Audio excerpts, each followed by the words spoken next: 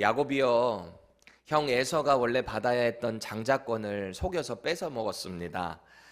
그것에 에서가 분노했고요. 저 야곱 내가 가만히 안 두겠다, 죽이겠다.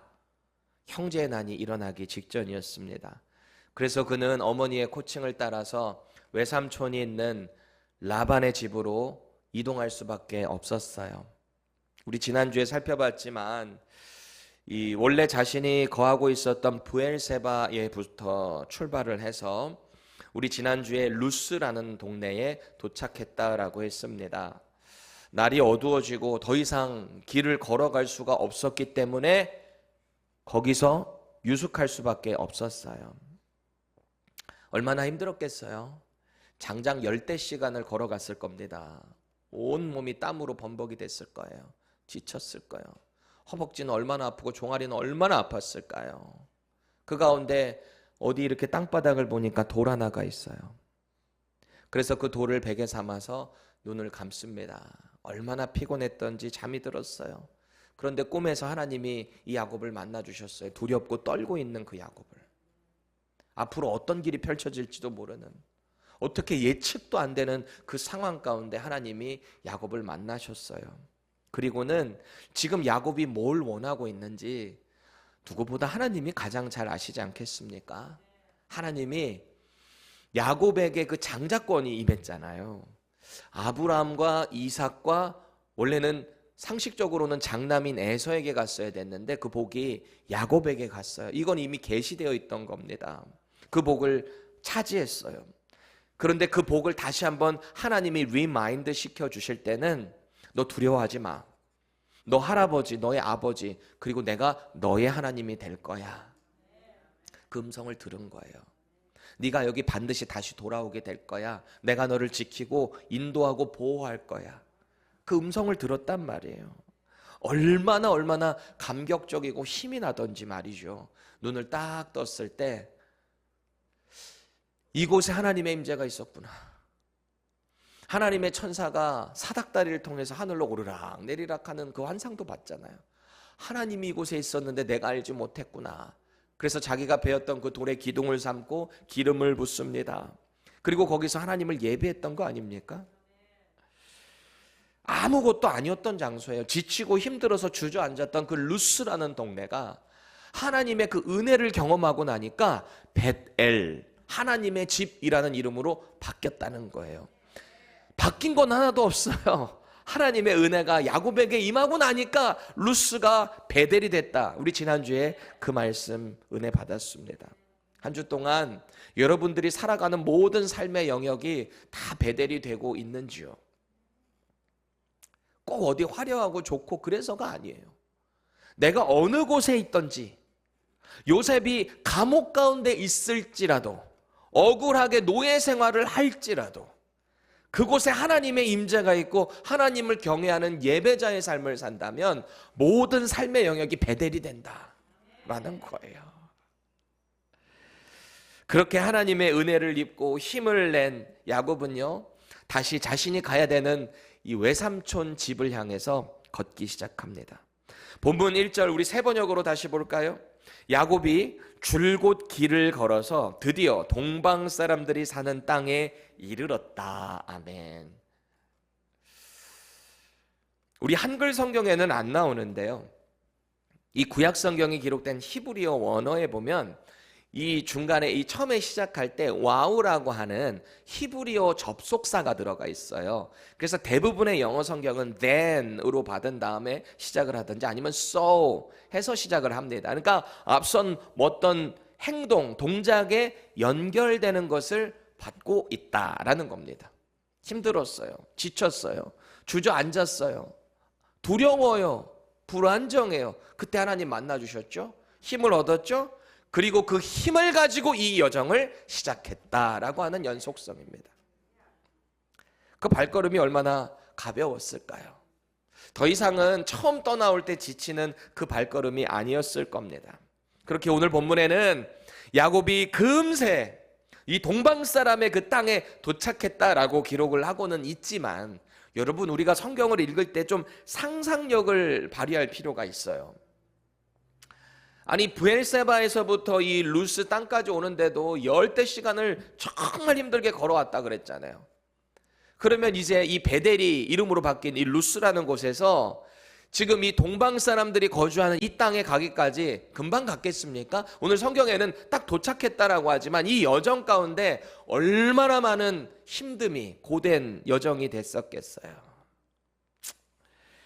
거리를 제가 대략적으로 조사를 해보니까 이 루스라는 곳에서부터 베델으로 이름 바뀐 곳, 여기서부터 지금 동방 사람들의 그 우물 만나는 곳, 그러니까 하란 가기 직전이지 않았을까 싶습니다. 여기까지 가는데 적어도 500마일 이상은 가야 합니다. 적어도 500마일 정도. 여러분, 사람이 보통 3에서 4마일 정도 걷는다라고 할 때 그 속도로 걷잖아요. 하루에 정말 거의 안 쉬고 열심히 걸으면은 열대 시간 걸으면 한 25마일, 30마일 정도 걷는다고 칠 때 그렇게 해서 한 약 20일 정도 걸려서 도착한 거예요. 장난 아니죠?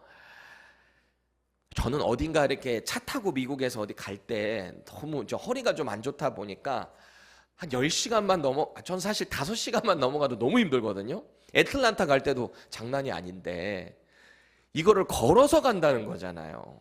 걸어서. 그것도 한 열대 시간을 말이죠. 그렇게 20일 빡 갔다는 거죠. 참 이 문명의 혜택이 참 감사한 것 같아요. 차가 있다는 게, 그렇죠?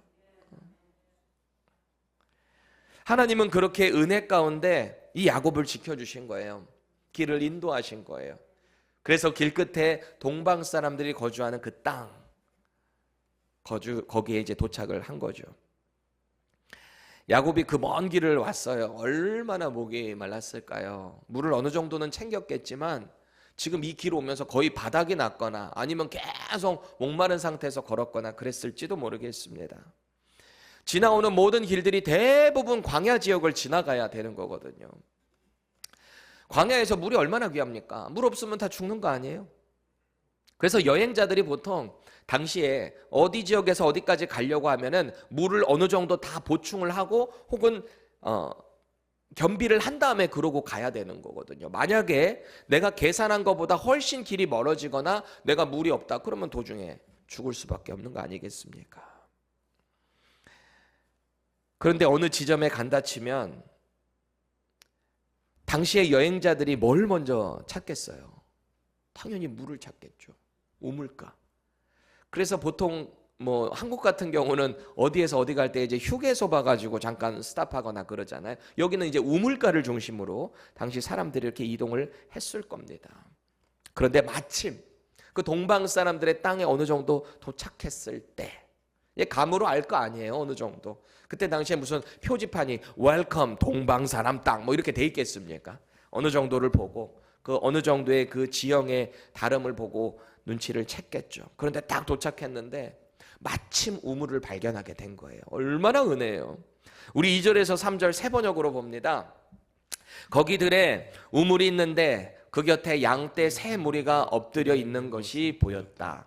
그곳은 목자들이 양떼에게 물을 먹이는 우물인데 그 우물 아귀는 큰 돌로 늘 덮여 있어서 양떼가 다 모이면 목자들이 우물 아귀에서 그 돌을 굴려내어 양떼에게 물을 먹이고 그 먹인 다음에 다시 돌을 굴려서 우물 아귀를 덮고는 하였다. 아멘. 그림이 그려지세요? 우물이 있는데 거기 큰 돌이 이렇게 막고 있는 거예요. 이물질이 들어가지 않게 해도 하겠지만 뭔가에 막 먹고 싶다고 먹은 게 아니라 질서가 좀 필요한 그런 당시의 시스템이 여기에 있었다라는 겁니다. 그런데 보세요. 지금 이 우물은요, 야곱만 있었던 게 아닌 거예요. 야곱이 그 우물가에 딱 도착했는데 양의 새떼들이 거기 이렇게 딱 주저앉아 있는 것을 보게 된 겁니다. 야곱에게는 이 광경이 정말 기뻤을 거예요. 왜요? 왜 양떼를 보고 기뻤을까요? 양떼가 있으면 양을 치는 목자가 있을 거 아닙니까? 그러면 그 목자한테 물어볼 수가 있잖아요. 내가 지금 여기가 어디에 도착한 겁니까? 혹시 이 하란 땅이 어디 있는지 아십니까? 혹시 하란에 있는 라반이라는 사람을 압니까? 물어볼 수 있잖아요. 그래서 이 야곱은 그곳에 도착했을 때 양떼를 보고 아주 기뻤을 거예요. 물을 봐서도 기뻤을 거고 양떼를 보고도 기뻤을 겁니다. 아니나 다를까 그곳에 있는 목자들한테 이제 질문을 합니다. 혹시 라반이라는 사람을 아십니까? 혹시 하란 땅에 대해서 아십니까? 이 사람들이 마침 하란에서 왔다는 거예요. 얼마나 기뻤겠어요. 그러니까 물어본 거죠. 혹시 라반을 아십니까? 네, 압니다. 이렇게 답변을 한 거예요. 큰 기쁨이 계속해서 더 희망으로 야곱의 마음을 이렇게 채워줬을 겁니다. 근데 또 한 가지 소식을 알려주는데 그 목자들이 그래요. 지금 이곳을 향해서 저 하란 땅에서 그 라반의 딸 라헬이 오고 있습니다. 그 얘기를 하는 거예요. 얼마나 기뻤겠어요. 6절 세 번역으로 봅니다. 야곱이 또 그들에게 물었다. 그분이 평안하게 지내십니까? 그들이 대답하였다. 잘 삽니다. 마침 저기 그의 딸 라헬이 양떼를 몰고 옵니다. 자기네들은 먼저 온 거예요. 그리고 이제 라헬들 곧 오고 있다라는 소식을 전해준 거죠. 여러분, 이게 진짜 얼마나 기가 막힌 하나님의 인도하심인 줄 아세요? 우리야 지금 아무렇지도 않게 글로 기록된 것을 보니까 그렇구나 싶은 건데 기적의 기적인 거예요. 그 먼 길을 가서 마침 그 하란 출신 목자들을 만난 것뿐만 아니라 자기 외삼촌 딸 이 라헬을 만나게 된다는 게 확률상 얼마나 되겠어요? 마치 이런 거예요. 여러분 애틀랜타 다운타운에 가가지고 혹시 민두식 목사님 아세요? 혹시 펜사콜라 아세요? 제가 펜사콜라에서 왔는데요. 마침 어떤 사람이 민두식 목사님, 그분 저기 침례교회 목사님, 그분 지금 여기 오고 계시는데 그거랑 똑같은 상황입니다. 보세요. 그렇게 도착한 동방 땅에서 마침 삼촌 라반을 잘 아는 하란 출신 목자들, 자기 사촌인 거잖아요. 사촌, 친척이죠. 친족인 라헬을 만났어요. 그리고 또 그 라헬이 야곱의 소식을 듣고 아빠한테 빨리 달려가가지고 아빠 라반한테 얘기하니까 라반도 듣는 즉시 뛰어와서 야곱을 껴안고 하고 이게 사정도 듣고 자기 집으로 안내하고 말이죠. 이게 정말 얼마나 큰 기적입니까? 우리도 마찬가지예요. 하나님의 인도하심을 받잖아요, 우리가. 지금 이 야곱은 하나님 인도하심 받고 있는 거예요. 꿈에서 봤잖아요. 하나님 인도하시겠다고 약속하셨잖아요. 그거를 기가 막히게 인도하심을 지금 경험하고 있다라는 겁니다. 우리도 그런 거예요. 우리가 하나님의 말씀 가운데 정말 신뢰하고 그 길을 믿음으로 걸어가잖아요. 지금 당장은 뭐가 어렵고 막혀있는 것 같고 될 게 없는 것 같을 수 있어요. 그런데요, 하나님의 진짜 인도하심을 믿는 가운데 내가 최선을 다해서 내 상황에 하나님의 뜻을 따라가잖아요. 만날 사람을 만나게 되고요, 마땅히 가야 될 곳을 언젠가는 가게 돼요. 이렇게 믿음대로 따라간 사람만이 이 은혜를 경험할 수 있는 거예요. 내 뜻대로 내 상황대로만 쫓아가잖아요. 절대 하나님의 인도하심을 경험하지 못해요. 자꾸 뺑뺑 돌아요. 뺑뺑 돌아. 정말 저와 여러분들이 이런 하나님의 인도하심과 보호하심을 꼭 경험하셨으면 좋겠어요. 우리 진짜 담대했으면 좋겠어요. 이 땅이 끝이 아니라니까요. 이 땅을 통치하시는 분이 아버지 하나님이시라니까요. 근데 왜 이 땅에서 뭔가 어려움 때문에 그렇게 전전긍긍하다가 너무너무 힘들다고 생명을 포기하는 그 극단적인 선택까지 할까요? 우리 문제보다 크신 하나님을 자꾸 봐야 되는데 우리 상황 가운데 우리가 흔들 거리니까 사탄이 제일 좋아하는 거죠. 여러분 그거 아세요? 세상에는 우연이라는 게 없어요. 그건 세상 사람들이 하는 거예요. 오늘 운이 좋았다. 세상 사람들이나 하는 말이에요.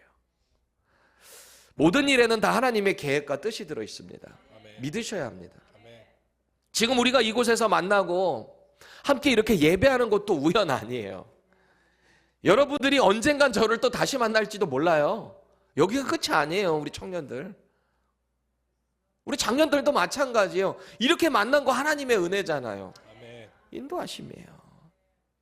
우리가 자꾸 하나님의 계획 안에 있다, 이것을 믿는 믿음이 중요합니다. 아니 그렇다고 해서 예배 드리고 나가다가 아유 앞을 잘못 봐가지고 넘어지는 바람에 정강이를 확 찧었네. 그것도 하나님의 뜻인가? 아 이렇게까지는 다 보지 마시고요.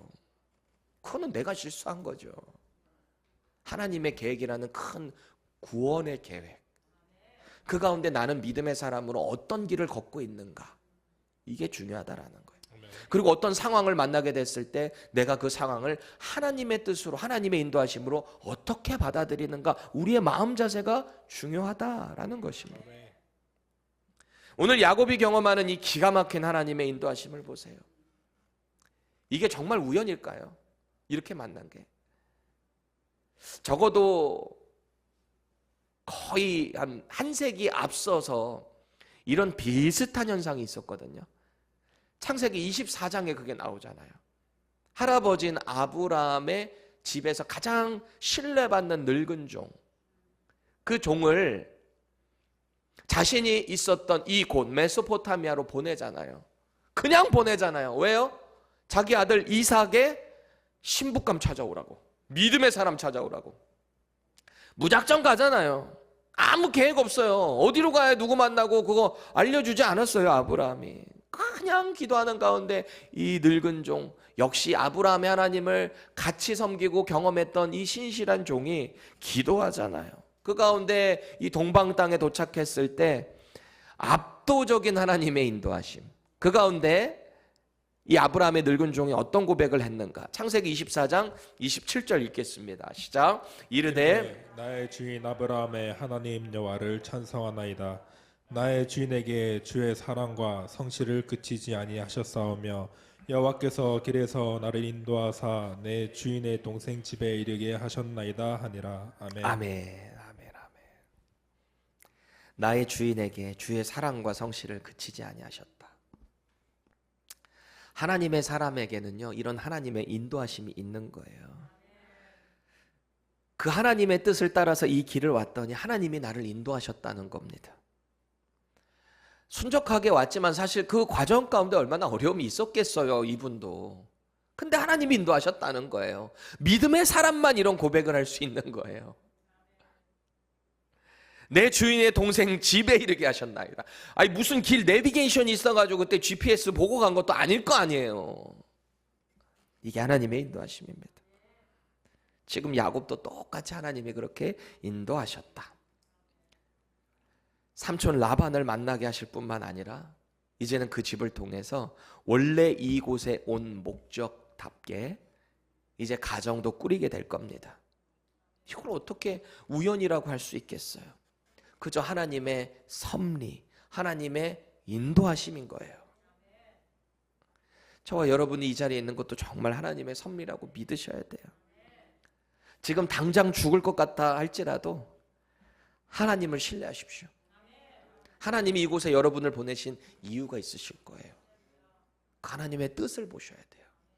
그리고 내가 속한 이 상황에서 하나님의 뜻을 위해 최선을 다하십시오.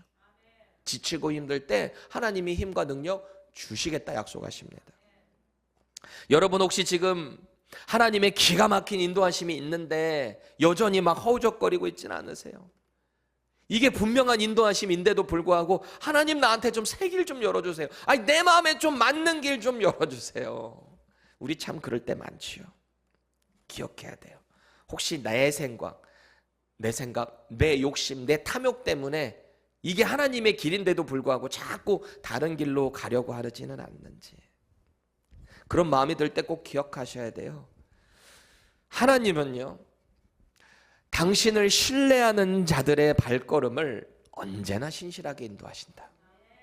그래서 우리가 이 유명한 말씀 정말 이 믿음으로 받아야 돼요. 우리 같이 한번 읽어볼까요? 잠언 16장 9절입니다. 시작. 사람이 마음으로 자기의 길을 계획할지라도 그의 걸음을 인도하시는 이는 여호와시니라. 아멘. 하나님의 진정한 진리를 깨달은 주의 종, 하나님의 사람이 이거를 기록한 거잖아요. 아멘. 하나님이 인도하시는 거예요. 내가 생각하는, 내가 꿈꾸는 그 길만이 하나님 길 아니고요. 그저 신실하게 나에게 맡겨진 사명에 최선을 다하며 걷는 그 길, 그게 하나님이 원하시는 길이다라는 겁니다. 우리가 자꾸 말씀과 기도를 통해서 이 실력을 키워야 하는 거예요. 하나님의 뜻을 볼 수 있는 실력. 그러면 흔들림이 없어요. 계속해서 이 야곱이요, 이 우물가에서 어쨌든 이 하란 출신 목자들을 통해 그 소식을 들었잖아요. 당신네들 하란에서 왔고 라반도 알고 이제 라헬도 온다라는 소식을 들었어요. 야곱이 마음이 참 기뻤을 거예요. 이제 일이 진짜 풀리는구나. 하나님이 나를 극적으로 인도하셨구나. 그런데 갑자기 오늘 본문에 보니까 야곱이요, 뜬금없이 그 하란 출신 목자들에게 조언을 하고 있습니다. 목자들에게. 우리 개역개정으로만 이 본문을 보면은 야곱이 상당히 무례해 보여요. 갑자기 웬 명령질 이렇게 보일 수도 있거든요. 왜냐하면 처음 본 목자들이잖아요. 그 사람들한테 갑자기 야곱이 무슨 권위를 가지고 지금 뭐를 양에게 물을 먹여라 말아라, 풀을 뜯겨라 말아라 이 얘기를 하고 있단 말이에요. 그래서 우리가 이 부분은 조금 그래도 부드럽게 번역이 된 공동 번역으로 한번 볼까요? 7절 8절을 함께 보겠습니다. 시작. 야곱이 말하였다. 아직 대낮이 아닙니까? 가축을 모아 드릴 시간도 아닌데 왜 양떼에게 물을 먹여가지고 가서 풀을 뜯기지 않습니까? 그들이 대답하였다. 양떼가 다 모여들기 전에는 안 됩니다. 다 모인 다음에야 이 우물에서 물뚜껑을 흘러내고 양들에게 물을 먹이게 되어 있습니다. 아멘. 지금 여기 대낮이랍니다. 지금 딱 우물가에 도착한 시간이. 해가 높이 떠 있어요. 대낮이죠. 야곱의 눈에 그게 좀 이상해 보인 거예요. 우물가에 있으면 빨리빨리 먹이고 해가 떠 있으니까 가서 풀들 좀 뜯기지. 지금 너무 게을리 여기 모여가지고 목자들 지금 담소 나누고 놀고 있는 거 아닙니까? 가서 일하셔야 되는 거 아닙니까? 지금 그러는 겁니다. 근데 지금 이 목자들이 하는 말이 그래요? 그게 아닙니다. 그게 아닙니다. 우리는 이 양떼들이 다 모이기 전까지는 물을 먹이지 않습니다. 그게 여기 시스템입니다. 룰입니다. 그 얘기를 하고 있는 거예요. 이 룰도 참 가만히 생각을 해보면 그때 당시 사람들의 어떤 배려와 질서라는 겁니다. 생각해 보세요. 지금 이 우물가에 모인 그 목자들의 입장에서 일찍 왔으면 당연히 빨리 먹이고 풀 뜯겨야지 돌아갈 거 아니에요. 그렇잖아요. 당연히 물 먹이고 싶겠죠. 근데 못하는 이유가 거기 룰이 그렇다는 거죠. 이게 질서예요, 질서. 우리 교회도 마찬가지입니다. 영적인 질서가 있는 거잖아요. 여러분 꼭 기억하셔야 돼요. 사랑이라는 것, 내가 누군가에게 사랑을 베푼다라고 할 때 이 사랑이라는 것은 핵심이 뭘까요? 사랑의 핵심이 뭘까요? 나의 만족인가요?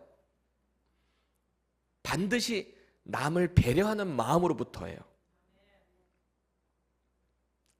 그 얘기를 듣고 나서 야곱도 이해를 했을 거야. 여기 사람들이 이런 룰이 있구나. 그러니까 지금 라헬이 올 때까지도 또 기다리고 있는 거죠. 와야 같이 물 먹이고 같이 풀 먹이고 그렇게 공동체적인 삶을 살아갔다라는 겁니다. 라헬이 그렇게 온 거예요. 이런 대화를 하고 있는데 이제 이 우물가로 왔습니다. 그러니까 이 얘기를 딱 듣는 순간 야곱이 이제 라헬인 거 뻔히 알고요. 이제 양떼가 하란에서 다 왔으니까 자기가 먼저 나서서 그 돌뚜껑을 옮겨줍니다. 그리고 그 라헬의 양들에게 물을 마셨다. 아마도 이 라헬은요, 이렇게 생각했을 거, 저 사람 누구지? 저 사람 누군데 나한테 이렇게 선의를 베풀고 있지? 그렇게 생각을 했을 거예요. 뭔데 나한테 저렇게 친절하지? 우리 자매들 막 그럴 때 있잖아요. 갑자기 누가 친절하게 대해주면 나 좋아하나? 뭐 그런 거 있죠. 약간의 의아함, 그리고 궁금증, 또 설렘도 있었을 거예요. 그렇게 물을 다 먹이고 난 다음에 야곱이 라헬에게 그동안에 이제 응어리졌던 감정을 폭발해냅니다. 우리 11절 12절 세 번역으로 봅니다. 그러고 나서 야곱은 라헬에게 입을 맞추고 기쁜 나머지 큰 소리로 울면서 라헬의 아버지가 자기의 외삼촌이라는 것과 자기가 리브가의 아들이라는 것을 라헬에게 말하였다. 라헬이 달려가서 아버지에게 이 사실을 말하였다. 아멘. 이렇게 다 일을 마치고 나서 입을 맞춰요. 이 입을 맞추는 건 여러분 지금 그냥 입 맞추는 게 아니고 당시에는 풍습이에요. 인사하는 거예요. 유대인들의 인사예요. 큰 소리로 울었대요. 기쁜 나머지 울었답니다. 이 장면을 여러분들 머리 한번 상상해 보실래요? 야곱이 라헬을 딱 본 순간 얼마나 이 속에 응어리가 빵 폭발하면서 울분이 토해지는지 말이죠. 엉엉엉 울었답니다. 왜 그랬겠어요? 열받아서? 슬퍼서? 아니요. 너무너무 기쁘고 감격돼서요. 내가 드디어 이곳에 와서 하나님의 인도하심 가운데 라헬을 만났구나. 라헬을 뭐 평소에 한 번이라도 봤겠어요? 아마 처음 봤을 겁니다. 그 외삼촌 집 찾아가겠다고 장장 500마일을 걸어왔단 말이에요. 계획한 시간 내에 만날 수 있을지 어쩔지 뭐 알 길이 없잖아요. 그런데 지금 하나님께서 인도해 주셨다는 거예요. 그래서 지금 자신이 라헬 앞에 있다는 거예요. 그래서 감사하고 감격해서 울고 있는 거예요. 저와 여러분들의 믿음의 여정에 이런 눈물이 많았으면 좋겠어요. 하나님이 하셨다. 하나님이 나를 만나게 해주셨다. 오늘 본문의 내용을 이렇게 가만히 보면 뉘앙스가 문맥상 라반도 야곱을 한 번도 본 적이 없었구나. 외삼촌인데. 라헬도 당연하죠. 한 번도 못 봤구나. 그거를 우리가 눈치를 채게 됩니다. 특히 12절에 보면 라헬이 이 소식을 듣자마자 집으로 급하게 달려갔거든요. 그리고 아버지 라반에게 이 소식을 알립니다. 그러니까 라반도 금방 듣자마자 아마 버선발로 쫓아왔을 거예요. 그리고 13절 하반절 보세요. 야곱이 자기의 모든 일을 라반에게 말하매 그래요. 자기의 모든 일을 말했대요. 이 말은 지금 자기가 여기에 왜 왔는지 그 상황을 말할 뿐만 아니라 우리가 조금 짐작해야 될 것이 처음 만났구나. 그럼 내가 왜 당신의 생질인지 조카인지를 잘 설명을 해야 될 거 아닙니까? 그런 모든 이야기들이 다 지금 이루어졌다라는 겁니다. 그렇게 자기 소개와 야곱의 사정을 다 들은 라반이 어떤 반응을 하고 있나? 14절입니다. 라반이 이르되 너는 참으로 내 혈육이로다 하였더라. 야곱이 한 달을 그와 함께 거주하더니. 아멘. 그렇게 한 달 동안 야곱은 엄마의 티칭에 따라서 조언에 따라서 지금 여기로 온 거잖아요. 그렇게 한 달 동안 함께 유숙했다라는 겁니다. 외삼촌 집에서 보내는 그 기간 동안에 라헬과 사랑에 빠지는 거죠. 왜 그렇게 야곱이 라헬을 사랑하게 됐을까요? 왜 그랬을 것 같아요? 뭐 그건 아마도 부모님의 뜻이었으니까. 그래서 하나님의 뜻 가운데 믿음의 여인을 구해야 했으니까 여기로 온 거잖아요. 브엘세바를 처음에 떠날 때 아버지 이삭이 이런 명령을 합니다. 너는 이 지역에 있는 햇사람들, 너 형처럼 이 햇사람, 가나안 사람 중에서 아내를 구하면 안 된다. 반드시 밧단 아람으로 가서 동방 땅으로 가서 외삼촌 라반의 딸 중에서 아내를 취하라. 분명히 아버지가 명령했거든요. 그래서 지금 그것 때문에 온 거잖아요. 물론 목숨 부지하려고 도망온 것도 있지만 그 말을 늘 기억하면서 그런 여인을 찾았을 거예요. 가만히 생각을 해보니까 이런 게 참 중요해요. 여러분들도 지금부터 준비하셔야 돼요. 저도 저희 어머니가 맨날 주입식 교육했다 그랬잖아요. 어렸을 때부터. 너는 반드시 목회자가 돼야 되니까 목사님 딸에 피아노 반주를 할 줄 알고 순종적인 자매를 만나야 네 목회가 성공한다. 저 어렸을 때부터요. 아마 얘네 지금 자고 있는데 얘네 때부터 맨날 뭔지도 모르고. 근데 제가 주님을 인격적으로 만나고 나니까 왜 이런 여인이 필요한가를 알게 되는 거지. 여러분도 마찬가지예요. 지금부터 배우자를 기도하는데 키가 185 이상 돼야 되고 뭐 어깨가 이렇게 여자들은 뭐 니트가 잘 어울리는 남자여야 된다면서요? 욕심쟁이. 니트가 맞으려면 어깨도 넓어야 되고 키도 커야 되고 얼굴도 작아야 되고 다 포함되는 거겠죠. 그게 중요한 게 아니에요.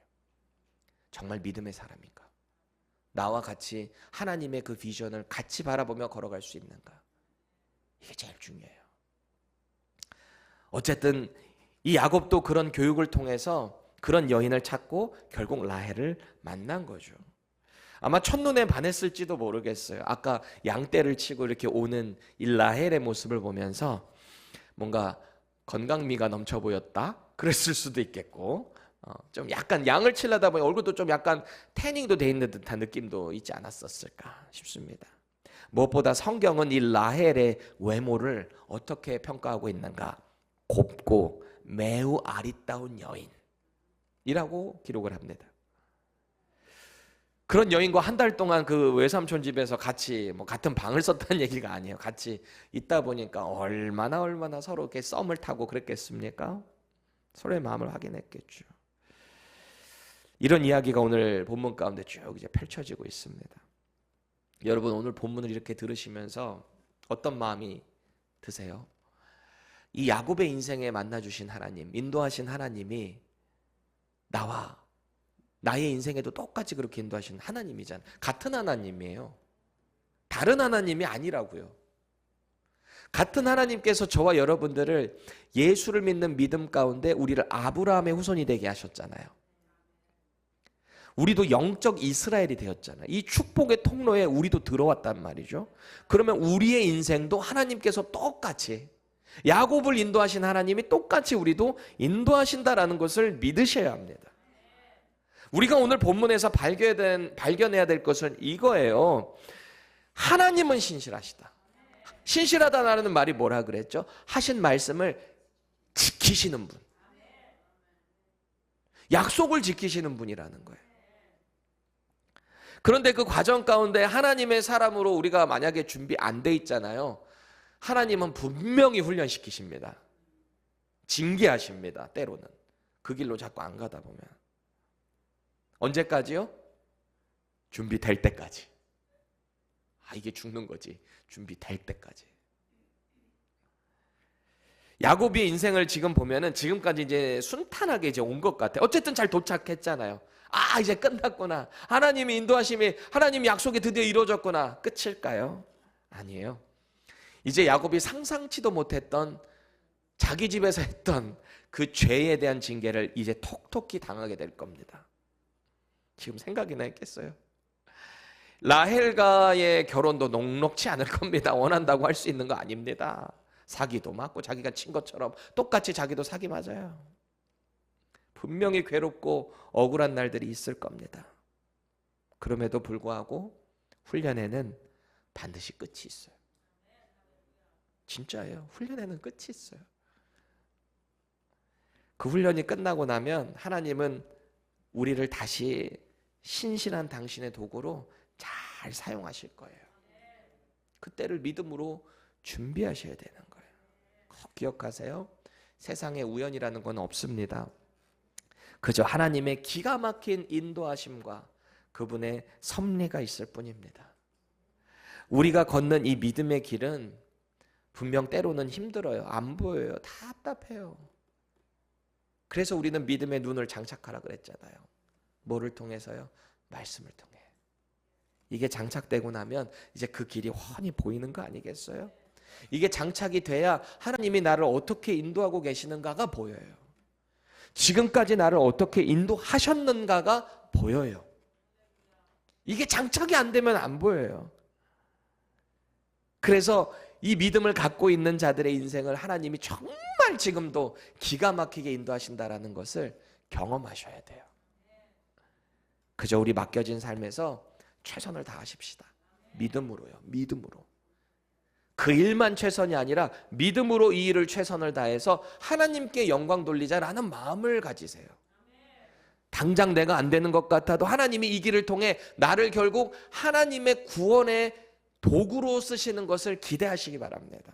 그럴 때 우리는 날마다 오늘 야곱이 경험한 이 기가 막힌 하나님의 인도하심을 느끼게 될 것입니다.